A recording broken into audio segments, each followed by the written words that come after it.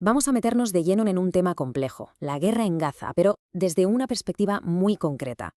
Lo que haremos será desgranar un estudio académico que se ha centrado en analizar los datos y los argumentos de una manera, bueno, lo más objetiva posible. La palabra es muy fuerte, ¿verdad? Genocidio. Es la acusación que está en el centro de todo este conflicto.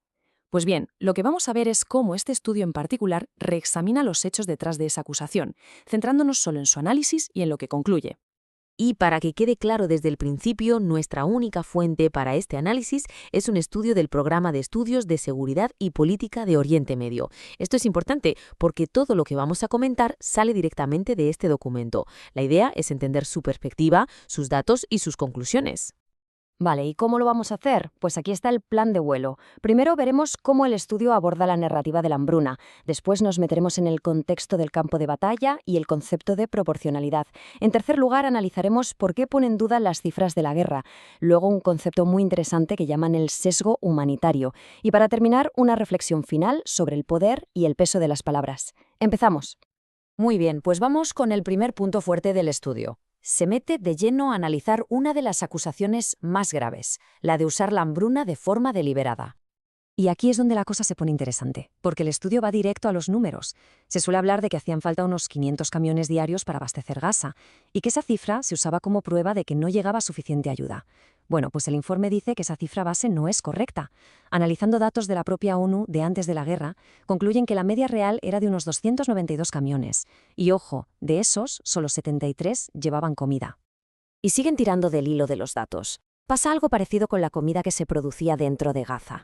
Algunas fuentes decían que era hasta el 44% de todo lo que se consumía, pero el análisis de este estudio es muy diferente. Sugiere que si hablamos de calorías reales, la agricultura local no llegaba ni al 12%. ¿Por qué? Pues porque la mayor parte de las calorías venían de cosas como cereales o aceites que se importaban casi en su totalidad. Así que, con estos nuevos datos en la mano, el estudio hace su propio cálculo y llega a una cifra clave, 82. Ese es el número de camiones de comida diarios que, según ellos, hacían falta para igualar las calorías que entraban antes de la guerra. Y lo que afirman es que de media esa cifra se superó hasta marzo de 2024. Y aquí viene un punto que el estudio considera fundamental, lo que llama correcciones retroactivas silenciosas. A ver si lo explico bien. Se habló mucho de una supuesta caída del 70% en la ayuda en mayo de 2024. Fue una noticia con mucho impacto. Lo que el informe señala es que las propias agencias de la ONU corrigieron esas cifras más tarde, indicando que en realidad había habido un aumento. El problema, según el estudio, es que esta corrección pasó casi desapercibida. Dejamos el tema de la comida y pasamos a la segunda parte del análisis. Una pregunta clave: ¿cómo se evalúan las acciones militares en un conflicto así? El informe es tajante. Es imposible hacerlo sin entender a fondo el contexto del campo de batalla. Y para entender ese contexto, el estudio describe una serie de tácticas de Hamás que, según argumenta, lo complican todo. Habla de una red de túneles inmensa, de más de 500 kilómetros, de la utilización de civiles como escudos humanos, del uso de hospitales, escuelas y viviendas para operaciones militares, de miles de edificios con trampas explosivas y de combatientes que se visten de civiles. Esto nos lleva a un concepto legal clave, el principio de proporcionalidad.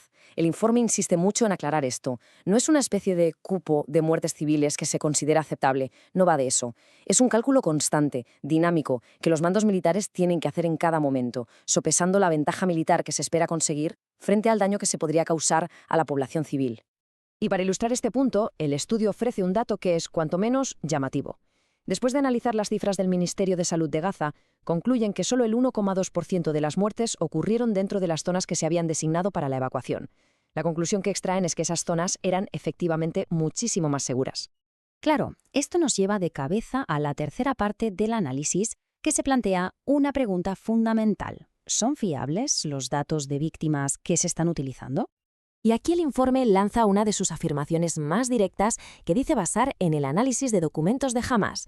Sostiene que desde el año 2014 existe una directriz de las autoridades de Gaza para que todos los combatientes que mueran en combate sean clasificados oficialmente como civiles inocentes.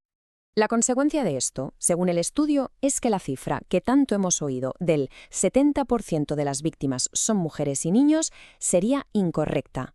Y lo más sorprendente, según el informe, es que llegan a esta conclusión analizando los propios datos desglosados que se publicaron en Gaza. Vale, y con todo esto sobre la mesa, llegamos al cuarto punto del informe. Aquí amplían el foco y hablan de una idea más general, lo que denominan el sesgo humanitario. La pregunta es, ¿hay problemas sistémicos en la forma en que se informa sobre las crisis humanitarias en general? Para que se entienda bien a qué se refieren, el estudio echa la vista atrás y nos recuerda un caso histórico, la mortalidad infantil en Irak durante los años 90.